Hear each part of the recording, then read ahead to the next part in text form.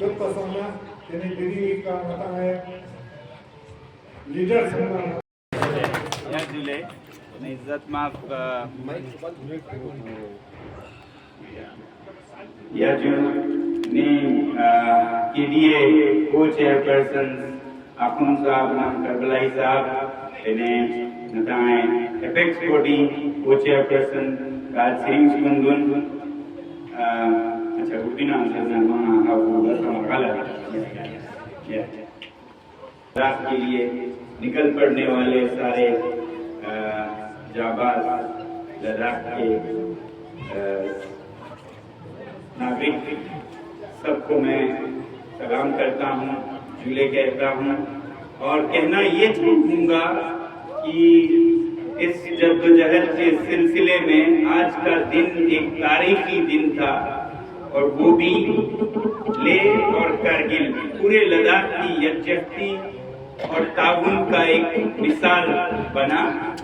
मुझे नहीं मालूम आप में से कितनों को इल्म है जो तमाशा मेरे गिरफ्तारी के हो रहे थे, मगर मैं ये बताऊं कि पिछले कई दिनों से ये ताउन और यकजहती का सिलसिला जारी रहा है। जैसे कारगिल में हमने जैसे ही सुना कि ये इजलास ये प्रोटेस्ट हो रहा है तो मैंने फैसला किया कि मैं किसी भी कीमत पे कारगिल जरूर आऊंगा और कलकत्ता से आ रहा था, मगर यहाँ आने से पहले सोचा इस आवाज को देश के हर हिस्से तक पहुंचाने के लिए जो साथी हैं, जो मीडिया हाउसेस हैं, उनको बता के आऊं। तो एक दिन मैंने दिल्ली में रखा ताकि मीडिया हाउसेस को कारगिल के अवाम का ये जो पहल है एपेक्स बॉडी के साथ मिलके जो कि एक लद्दाख की आवाज है उसके बारे में आगाह करता हुआ आऊं। तो आते हुए मुझे ये जो वेल विशर्स हैं उनकी तरफ से संदेशे आने लगे कि आपके लिए कुछ इंतजाम किए जा रहे हैं, चाहे रिहाइश के खास इंतजाम। और ये कोई 10 दिन पहले से आने लगा। एक बहुत ही अच्छे मेरे खैर ख्वाह जिन्होंने मुझे ये बताया कि सुनने में ये आया कि आपकी गिरफ्तारी का कुछ मसाला तैयार किया जा रहा है। मैंने कहा ये क्या नई बात है, हर वक्त ये तो शायद हो ही रहा होगा और हम बिल्कुल तैयार भी हैं। तो मैंने उस पर खास ध्यान नहीं दिया, मगर 2 दिन पहले फिर आने लगे ऐसे खबर और वो भी कुछ ज्यादा पुख्ता तरीकों से कि आप पर कुछ बड़े चार्जेस लगाएंगे, देश के खिलाफ काम करने का, सेडिशन जिसे कहते हैं, उस तरह भी। मैंने कहा ये जरूर अफवाहें होंगी क्योंकि इससे लद्दाख के मुहिम को और ताकत मिलेगी, मगर मैंने नहीं सोचा था ऐसा कोई बेवकूफी कोई करेगा। मगर आज मैं शुक्रगुजार हूँ उस हुकूमत का भी जिन्होंने हमारी यकजहती पे 4 चांद लगाए, हमें और यकजा किया, तो मैं शुक्रगुजार हूँ। तो जैसा मैं कह रहा था, कल मैं दिल्ली से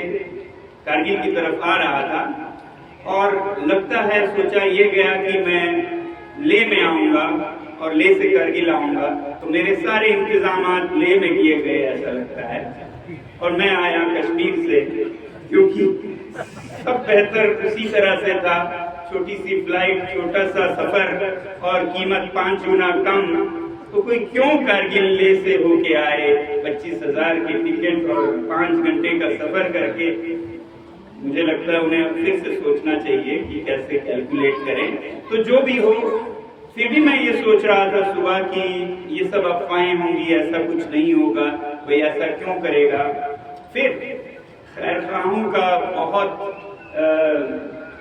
वो रहा है हमारे इस मुहिम में,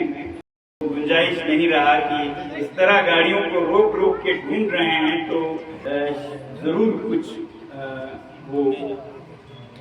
मसला। खैरख्वाह ही थे जिन्होंने पूछा, इसके हमारे अफसर होंगे, सोनम वांगचुक है। वो खामोश भी तो देख सकते थे, पता चलता, मगर जिन्होंने सोनम वांगचुक का नाम लेके पूछा तो खैर हमने फोन पे फोन किया कि आपको तो बिल्कुल तलाश रहे हैं। तो फिर हम समझे और मजबूरन हमें फिर जो कि हम नहीं करना चाहते थे लद्दाख में और लद्दाख से बाहर भी लोगों को आगाह करना पड़ा कि ये जो अफवाहें हमारे गिरफ्तारी के थे वो शायद सच हैं। तो इससे ये बात और बड़ी हो गई और इसका एक हिस्सा दूसरा लोग आएंगे उसका पूरे देश को खबर होगा, वरना ये सिर्फ मुकामी रह जाता, क्योंकि उन्होंने ऐसा किया तो पूरे देश को बताना पड़ा कि